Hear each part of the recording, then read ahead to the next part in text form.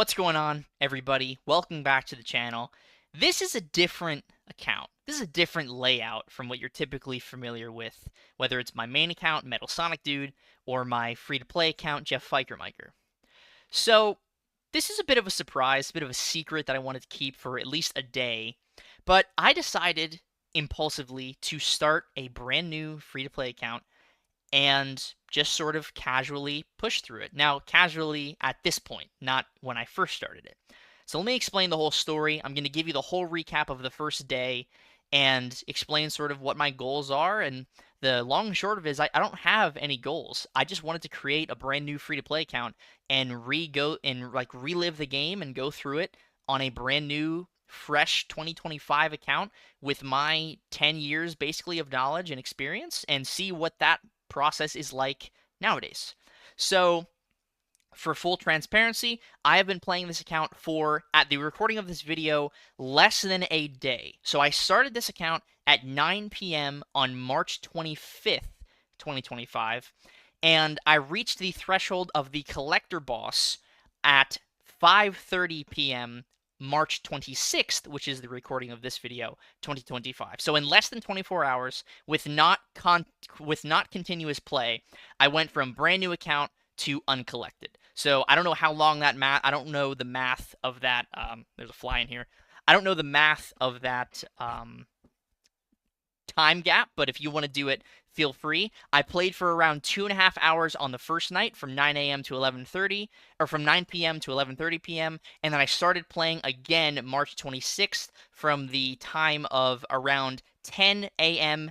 in the morning to 5:30 p.m. in the afternoon, in the evening, with like breaks in between to, get lunch, go to class, stuff like that. So I've probably been playing the account for around 10 or 11 hours in the span of, very late last night to this evening when I'm recording this video. And by this evening, I mean March 26th.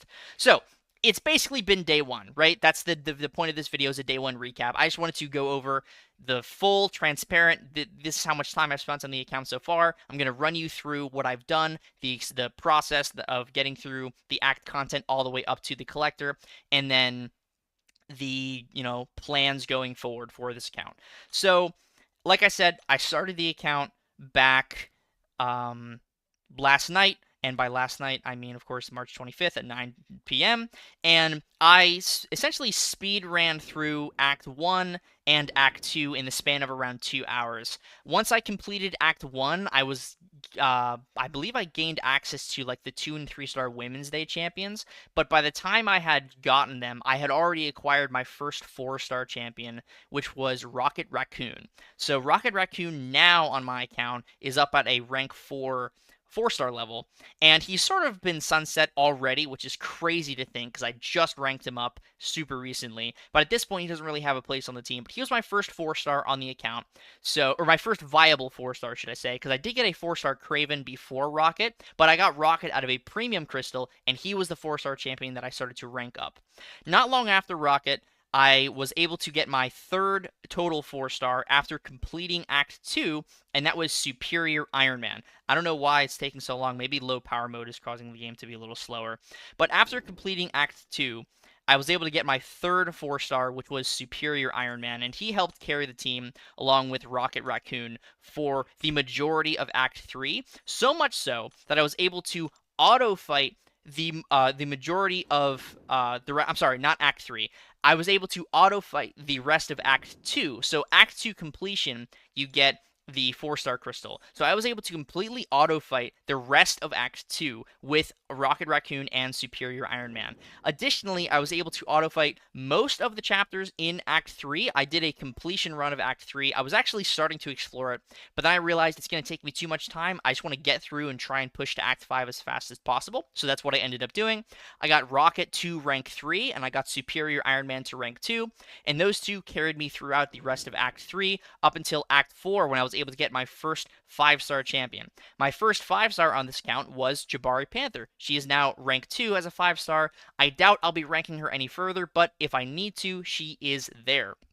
So, the team for the majority of Act 4 was Jabari Panther at a rank 2 5-star level, Rocket Raccoon at the rank 4 4-star level, Superior Iron Man at the rank 4 4-star level, and then the boy himself, Future Ant-Man, who I was able to get from one of my later 4-star crystals when completing Act 3, and I was able to get an Awakening Gem for him from the side or from like the side quest tracker, Flame to a Moth right here. I was able to get a generic 4-star Awakening Gem. I threw that right into Future Ant-Man, and all of the remaining 4-star materials that I got from the completion of Act 3, Act 4, all of that went straight into Future Ant-Man, and now he's sitting pretty at rank 5 Ascended on the roster. Still very useful, still a very useful character for the account, and I will show the entire collector fight here in just a second. I'm going to show that at the end of the video. So, not long after my journey into Act 4, I was able to get another 5-star crystal. And by this time, the 5-star crystal had cycled over to where you could open the dual class crystals. So, I was in a position where I had a 2 to 3 science rank up gem for a 5-star. So, I thought, you know what? Going for the science crystal makes too much sense. So, that's what I'm going to do. And I got Silk as a 5-star. Now, obviously, she's rank 5 right now, but when I first got her, I brought her up to rank 3. So, throughout most of Act 4, Silk was at the rank 3 5-star level, basically carrying the team and just nuking things super fast. It was really Silk and Future Ant-Man that carried the load of this roster all the way up till Act 5. Once I got to Act 5, I was able to rank 4 Silk from the completion rewards from Act 4. So then the team was rank 4 Silk, rank 5 Ascended Future Ant-Man, and those were basically the only two champions that did anything. I also got a 5-star Guardian out of a legendary crystal, and he's great. I love Guardian. I think he would be a useful rank up, but right now he's serving the purpose of being a synergy because of that increased block proficiency that he gives the entire team. So, after I completed the first chapter of Act 5, I was extremely close to getting my Silk up to rank 5, but I wasn't there yet. I continued to push through. I was able to get a couple of 6-stars on my way. My first 6-star actually came from a Cavalier Crystal from the completion of 5.1. That was Super Scroll. Clearly, I'm not going to be investing in Super Scroll. He's not really my favorite champion, but he was my first 6-star. My second 6-star from an actual basic crystal was Namor. Now, Namor is a very good character. Obviously, you want to have Namor awakened, but Namor still has great damage at the unawakened level, especially with that special 3 rotation. It's very good. So Namor is very likely to get ranked up on this account to at least rank 2, and potentially a Paragon rank up for rank 4. Because if I want to get access to content like the Grandmaster's Gauntlet, the Ordeal, Epoch of Pain, any other Everest content that requires Paragon, the Crucible, I need to have characters at that level, like the Paragon level. If I want to reach Paragon, I have to have a 6-star champion up at the rank 4 level, 3 of them. Namor is definitely a champion that I would consider a Paragon rank up champion. He is worthy of it. He's super useful. If I can get an Awakening Gem and 6 stones, having an Awakened Namor on an account this early, just the amount of things that Namor can counter is so huge. So Namor for sure will be a champion I invest in, and I'm crossing my fingers that I can get an Awakening Gem, because man, this guy would go from fantastic because of the damage to just an overall incredible character. So, now, obviously, I've completed the collector fight, I have brought my Silk to rank 5, and I plan to get Namor up to rank 2 very soon here with the daily super event. I should be able to get him up there. And then Future Ant-Man will still be on the team, and the rest of the team is basically just going to be synergy. I did just get this Valkyrie, who's very useful, but I don't really think I'm going to have too much of a use for her right now. I do like that I have a 4-star Apocalypse, but again, as a 4-star, he's not really going to do too much at this stage in the game. Man-Thing is an interesting one because I have a Mystic 3 to 4 gem right here, and he's my only Mystic 5-star. So if I need to rank up a Mystic champion, it might as well be Man-Thing because I can take him to rank 4. Obviously, I want a better Mystic for more general use cases. Man-Thing's fine, but he's not going to be doing as much as other Mystics. So crossing my fingers, I can get somebody like Dr. Doom, Kushala, Even Purgatory would be amazing. A lot of great Mystic options out there. That was a sentence for sure. A lot of great Mystic options are out there now, is what I meant to say, and I would really like to get my hands on at least one of them. So, what's the plan going forward? Well, I'm probably going to casually push my way through 5.3. I don't know if I'll do all of it or just a couple of quests, but I want to make my way through 5.3 so that I am in 5.4 ready to go. And I'll very likely be streaming 5.4 and beyond because this is a perfect opportunity for me to stream some fresh content with some fresh eyes on the channel, fresh perspective. This is going to be a really good time, and I'm super excited to do another free-to-play account. I've said for the longest time that I've wanted to do it.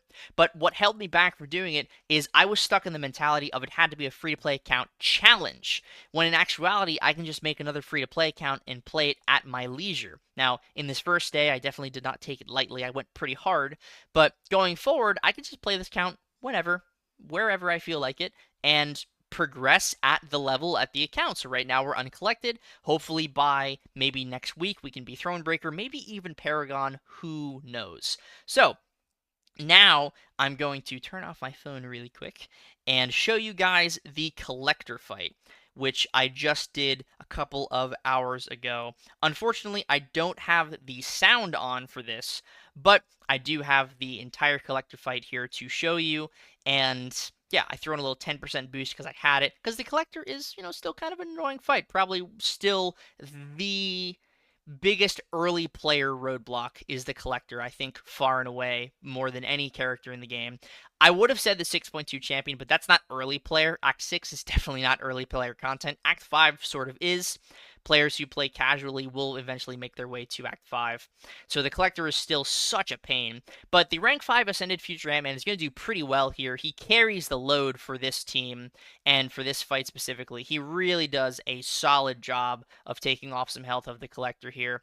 I go for the parry special 2 partial dex just because it's not unblockable yet. I actually get a couple of full dexes on the special 2 when I use other champions to fight this guy, but we'll get to that when we get to that. Nice special 2 from Future Ant-Man there. If I had stuck that disintegration debuff, it probably would have been even more damage, and he probably would have been closer to like 45% health and not 50. But he is halfway down, and I just tank that special 2 from the collector using Future Ant-Man. Kind of crazy that I was able to do that with Fam. Just shows how tanky he is, even at a 4-star level. Future Ant-Man is such a ridiculous tank and such a ridiculously useful champion. I can see myself using this guy all the way through Act 5 and potentially even in some early Act 6 content.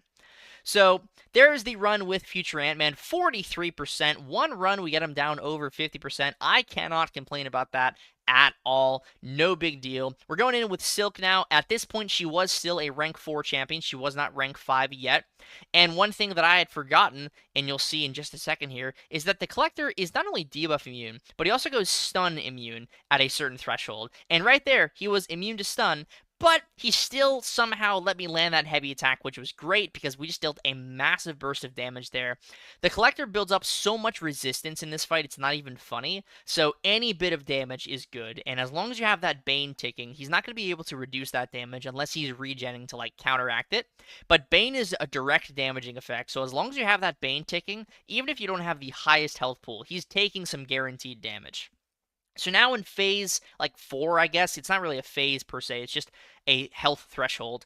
He activates that unstoppable buff every so often, so you got to be careful of that. The auto evade is still working because the ability accuracy reduction has not shut it off yet, but eventually you're going to see that I just go for the full evade on the special 2 and I actually get it because you're going to see the auto evade does not turn off, so that means I actually dexed it properly, which is pretty cool, you know? I'm not 100% consistent at it, but I can land it if I need to in a pinch, and I believe I do that right here. Yeah, so right there was a full normal dex of the special 2, not assisted by the auto evade. Thinking about it, the auto evade might not be affected by ability accuracy. It might just be like a normal auto evade, which is unaffected by stuff. But I think it might be. Correct me if I'm wrong. I'm not going to check on this video or on this recording, but correct me if I'm wrong about the auto evade being affected or not. But regardless, a very nice run with Silk, and we're going to go in here with the rank 1 Namor and finish him off. You would think this is just going to be really easy, like, okay, he's got 2% health, no big deal. Nope, I get comboed down to 1% health, and then I land a nice stand-up, and then he dies. So I almost died again on a like cleanup with Namor, but luckily we didn't. And luckily, that seals us the deal for uncollected on day 1. So in totality, it hasn't even been 24 hours of playing this account.